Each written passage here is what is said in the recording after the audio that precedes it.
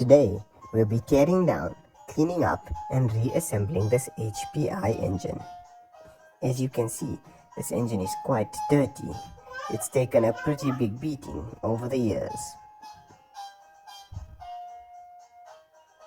Starting off, we'll remove this rotor starter cover. Next, we'll remove this one-way bearing.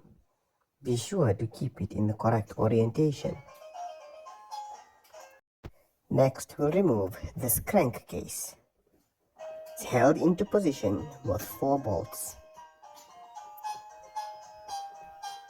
Once removed, you'll see the crankshaft come loose along with the back plate.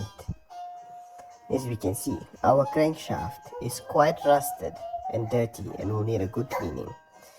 Be sure to remove this little journal pin. The purpose of this pin is to attach our crankshaft to our conrod. This allows for the piston to move up and down as our rotor starter spins.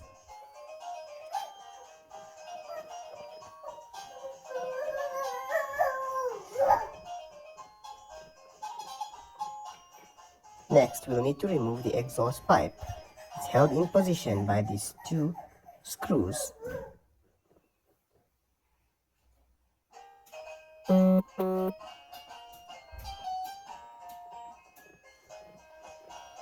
We'll also need to remove our air filter. This air filter is quite worn and will most likely need to be replaced. As you can see, our carburetor still seems to be working quite fine.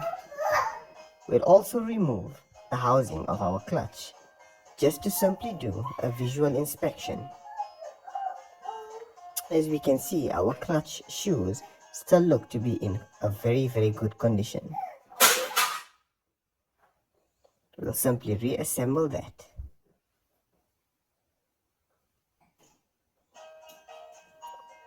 Once everything's been cleaned up nicely, follow the same procedure or steps in reverse to reassemble the engine. Be sure to insert the journal pin correctly into the conrod to allow the piston to move up and down as the crank turns.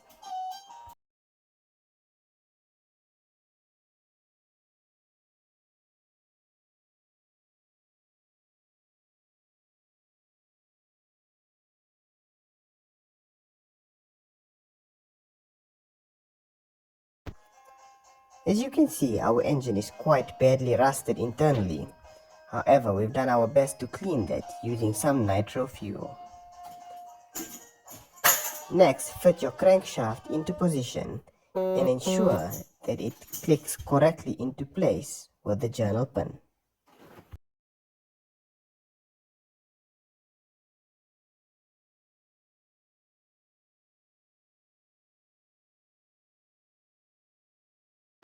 Fit the crankcase back into position. Before proceeding, twist the crankshaft using your fingers to ensure that the piston moves up and down.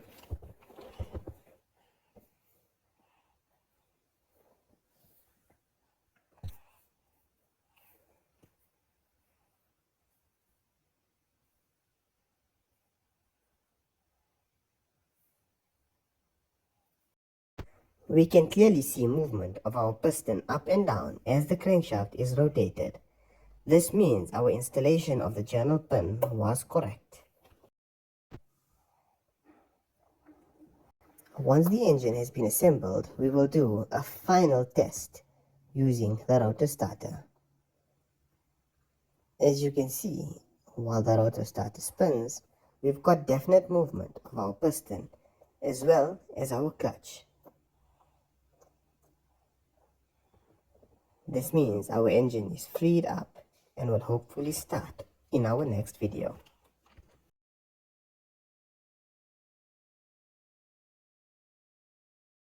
Finally, we'll fit our engine back to the car.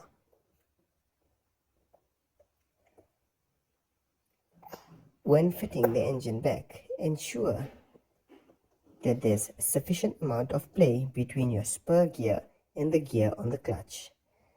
You don't want it too tight or too loose.